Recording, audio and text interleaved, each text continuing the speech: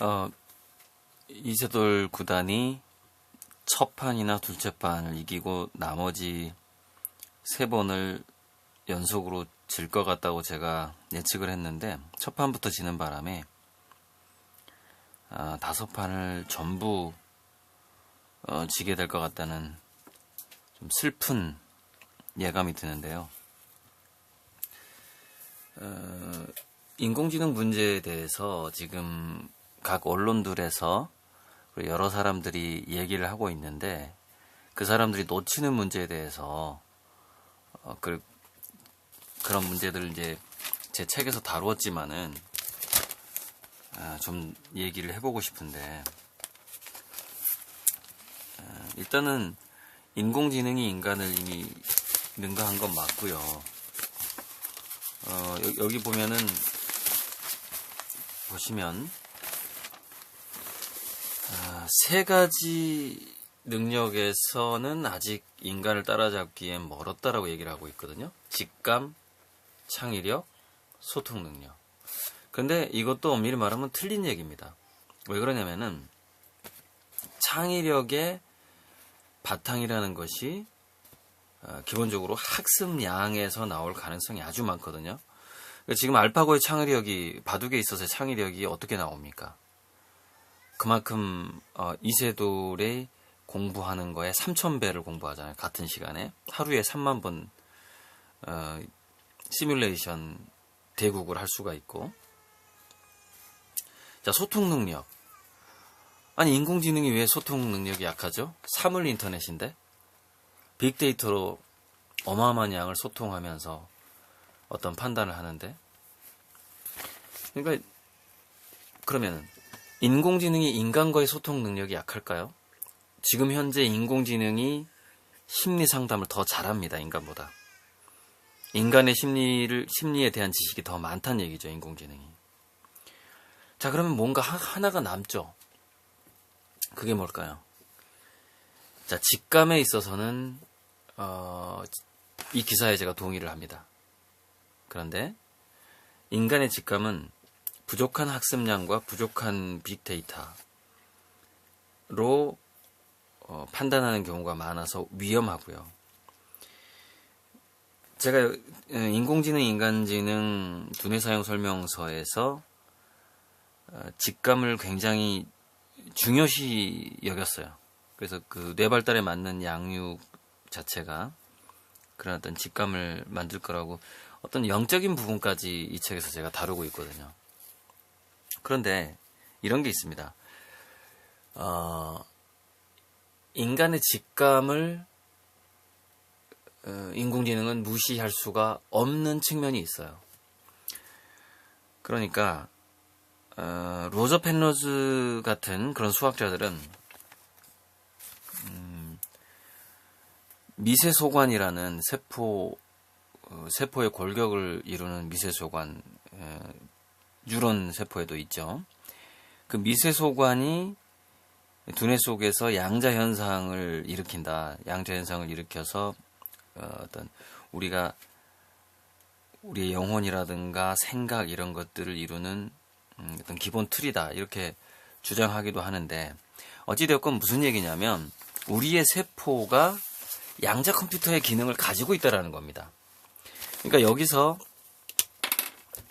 이 인공지능이 직감 부분을 따라오기가 인간의 직감을 능가하기는 쉽지 않겠다라는 점은 저는 동의를 하는 게, 인간의 의식이라는 것은 충분히 우리 자신의 몸에서 일어나는 어떤 무의식과 충분히 연결되어 있지 않습니다. 그래서 앞으로 인공지능을 우리 아이들이, 그러니까 인공지능에 지배당하느냐, 인공지능을 지배하면서 이끌어가느냐의 문제는 이 직감에 굉장한 뭐랄까요, 갈림길이 있습니다. 자기의 정신, 영혼, 자기의 몸과의 어떤 일치된 소통 능력, 그런 것들을 충분히 길러야만이 인공지능을 지배할 만한 창의성이 생깁니다. 그러니까 학습 능력에 의한 창의성이 있고요. 소통에 의한 창의성이 있고요. 직감에 의한 창의성이 있는 겁니다. 근데 이 직감에 의한 창의성을 길러야 된다라고 해서 제가 2011년에 썼던 내 아이를 위한 두뇌 사용 설명서에서 이거를 제가 뭐라고 불렀냐면은 배짱 지능이라고 부른 거예요. gut feeling이라고. 그리고 전교꼴찌 서울대 가다 하고 그 중학생을 위한 서울대 공부법에서 배짱 지능 GQ를 길러야 된다라고 계속해서 제가 강조를 했어요. 그것이 바로 이 직감 능력을 기르는 데 있어서 아주 결정적인 부분이 있기 때문에 그렇습니다. 그러면 배짱 지능을 기르는 거하고 또 하나 제가 강조하는 게 두뇌 엔진이라는 거예요. 두뇌 엔진은 두뇌에서 호르몬 체계가 어떻게 돌아가는가, 그 부분이 이제 직감 능력을 기르는 거하고 또 관계가 됩니다. 그래서 단순하게 인공지능이 창의성과 소통 능력이 인간을 따라가지 못한다, 이렇게 볼 수가 없습니다. 지금 굉장히 지금 진단이 잘못되고 있는 거고요. 하지만 직감 부분은 제가 인정을 한다 이겁니다. 그리고 이제 여기 보면 복거일 씨하고 이어령 선생의 평이 있는데 좀 비판을 좀 해볼게요. 사실 복골 선생의 이야기는 그다지 비판을 할 만하지도 않아서 그냥 넘어가고, 구글 에릭 슈미트 회장하고 이어령 선생이 같은 이야기를 했는데 무슨 얘기를 했냐면요, 이 얘기를 했어요. 에릭 슈미트하고 이어령 선생이 알파고를 만든 사람도 인간이고 본질적으로 인류의 승리다라는 얘기를 했는데, 이게 굉장히 너무나 뭐라 그럴까요? 구글 회장은 정치적인 발언이고요. 정치적인 발언이 뭐냐면 인공지능이 장밋빛 미래를 가져다 줄 것이다 라는 그런 뉘앙스를 주고 있는 것이고요. 이어령 선생이 이 이야기를 한 건 난 저희를 정확히 파악을 못 하겠는데, 본질적으로 인류의 승리가 아닙니다. 인공지능이라는 거는. 왜 그러냐면은, 복골 씨 얘기하는데, 복골 씨가 무슨 얘기를 했냐면, 기계가 인간보다 더 빨리 달린다고 100m 경기가 재미가 사라지는 것이냐, 이런 얘기를 했어요. 그런데 제가 강의에서 인공지능 로봇이 아무리 피겨스케이팅을 잘 타도 올림픽에 출전하기는 어려울 것이다. 왜냐하면 법적으로 올림픽에는 인간만이 참여하도록 계속 묶여 있을 것이기 때문이다라고 얘기를 하거든요. 그 무슨 얘기냐면은, 스포츠와 예술, 인간들끼리 겨루어야만이 재미있는 분야가 따로 있는 것이고, 인간이 오히려 개입해가지고 더 비효율적이고 더 사고도 많이 나고, 이번에 이세돌 구단도 심리적으로 흔들렸기 때문에 첫 판을 졌다라고 하잖아요. 전 첫 판은 정말 이길 줄 알았거든요. 이렇게 인간은 실수가 많습니다. 그래서 본질적으로 인류의 승리가 아니라 인간이 실수할 만한 모든 영역을 인공지능이 차지하면서, 지치지 않는 인공지능이 자본이 자본을 만들어내는, 자본이 시설 투자를 해서 뭔가 물건을 만들어내고 또는 서비스를 하고 해서 자본이 자본을 만들어내는 그 효율성에 있어서 인간은 절대 상대가 되지 않습니다. 인공지능에. 그래서 인간의 직업 자체가 멸종하는 시대가 온다 이거예요. 멸종하는 시대가. 그래서 궁극적으로 인류의 승리라고 표현은 할 수 있지만은,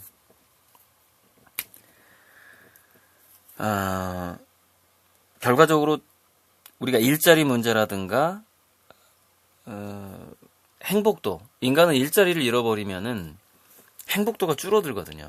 그러니까 노인 건강에 있어서 일자리가 있는 노인과 일자리가 없는 노인의 건강 상태를 대규모로 조사를 해봤는데, 거의 건강 수명이 30년 정도가 차이가 날 정도입니다.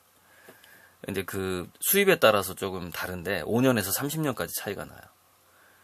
그러니까 우리에게 직장이 사라진다라는 거, 일, 역할이 사라진다라는 것은 굉장한 패배감을 주게 되는 겁니다, 인간한테.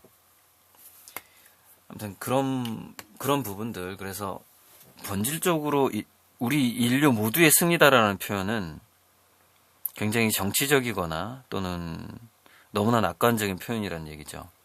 그래서 내일 이 부분에 대해서 이제 강동구의 학부모들, 강동구 자기주도 학습센터에 한 70명 정도가 오실 것 같은데, 내일 다시 한번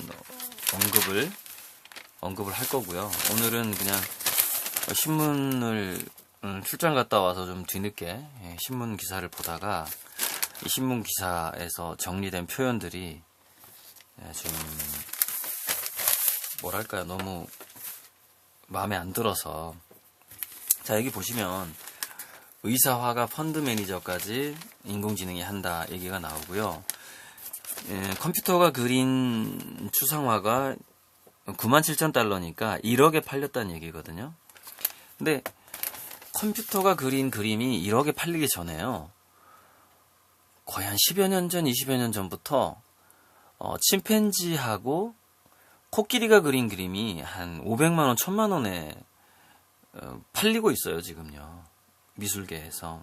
그러니까 무슨 얘기냐면은 그 역사적인 동물이 그렇게 그림을 잘 그릴 수 있다는 것이 굉장히 그 획기적인 일이고, 또 인공지능 컴퓨터가 추상화를 그린다는 것이 획기적인 일이기 때문에 나타나는 현상이라고 볼 수가 있죠. 이거는 뭘 보면 알 수 있냐면은 다이아몬드를 깎는 컴퓨터가 있어요. 근데 여전히 다이아몬드의 가치를 빼면, 다이아몬드 그 물질 자체의 가치를 빼면은 인간 장인이 깎은 다이아몬드가 훨씬 더 비쌉니다.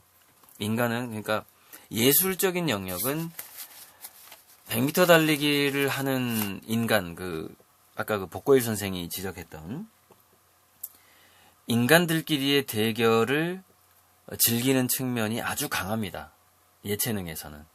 그래서 인공지능이 화가들의 어떤 직업을 위협할 것이다, 그러니까 예체능계까지 들어와서 그 사람들의 직업을 위협할 것이다라는, 좀 너무 많이 이제 이게 오버가 된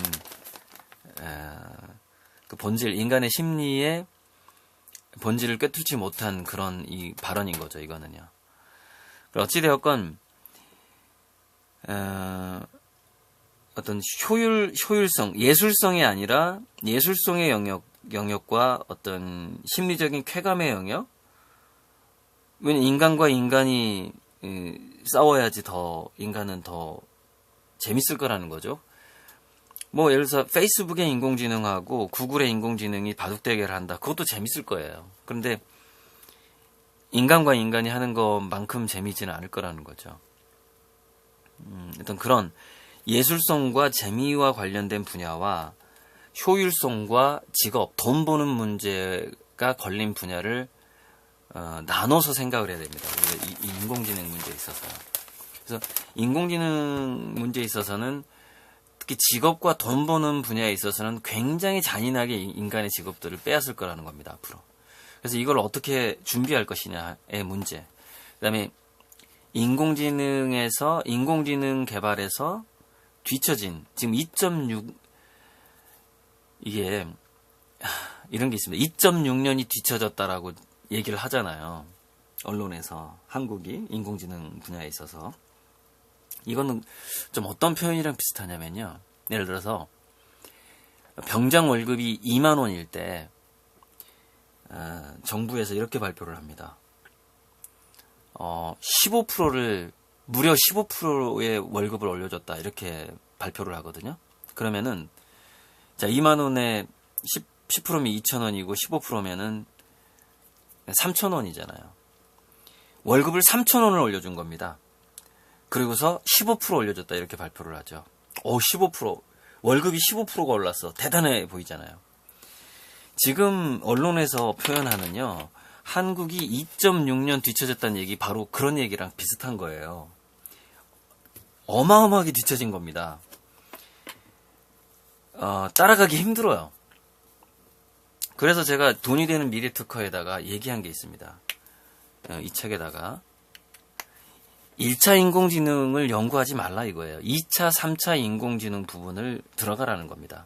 무인 자동차를 연구하지 말고 무인 자동차 내에 들어가는 액세서리형 IoT라든가 의자가 되었다가 다시 걸어 다닐 수 있는 로봇이 되는 그런 인간의 고령자들을 부축해 줄 수 있는 로봇을 개발한다든가 이런 식으로 가야 되는 거예요.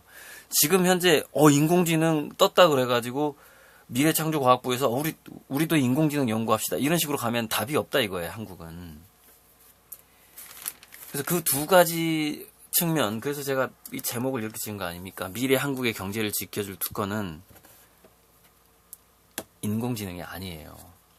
그래서 지금 이세돌하고 인공지능 알파고의 대결을 틈타서 여러 가지 지금 언론에서 이런저런 얘기를 하고 있는데 제가 이 부분을 거의 5년 전부터 얘기를 했고요. 5년 전에 쓴 책에서도 언급을 했었고 그때 GQ를 길러야 된다라고 교육 분야에서 얘기를 했었고 앞으로 10년, 20년간의 우리 한국이 어떤 식으로 경제를 살리고 특허를 내야 되고 뭘 발명해야 되고 어떤 걸 더 연구해야 되는가에 대해서는 이 돈이 되는 미래 특허에다 얘기를 했고요. 그리고 인공지능을 대비하는 교육법, 직감 능력, GQ를 키우는 교육법이란 과연 무엇인가에 대해서는 이 두뇌 사용 설명서에서 얘기를 했습니다. 이쯤 되면 한번 인공지능, 인간지능 두뇌 사용 설명서에 대한 인터뷰가 한번 올만한데 아직 안 오고 있습니다. 이세돌 대국이 다 끝나고 나서 한번 그 부분을 다시 한번 진단을 해보도록 하겠습니다. 오늘은 제가 약간 흥분 상태에서 이 동영상을 찍었다라는 것을 고백하면서 이만 마치겠습니다.